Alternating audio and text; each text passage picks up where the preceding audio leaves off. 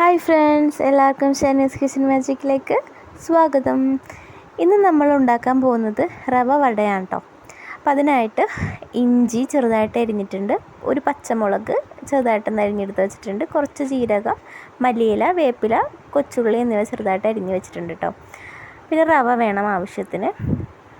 അത് കഴിഞ്ഞിട്ട് ഒരു പാത്രം വെച്ചിട്ട് അതിലേക്ക് ആവശ്യത്തിനുള്ള വെള്ളം ഒഴിച്ച് കൊടുക്കുക. റവയ്ക്ക് ആവശ്യമുള്ള വെള്ളം ഒഴിച്ച് കൊടുക്കുക. ആവശ്യത്തിനുള്ള ഉപ്പും മഞ്ഞൾപ്പൊടിയും ഒരു നുള്ളിട്ട് കൊടുത്തതിന് ശേഷം നമുക്ക് അരിഞ്ഞ് വെച്ചിട്ടുള്ളതും കൂടി ഇട്ടിട്ട് നന്നായിട്ടൊന്ന് തിളക്കട്ടെ വെള്ളം. അത് കഴിയുമ്പോഴേക്കും ഇതിലേക്ക് നമുക്ക് റവ ഇട്ട് കൊടുക്കാം കേട്ടോ.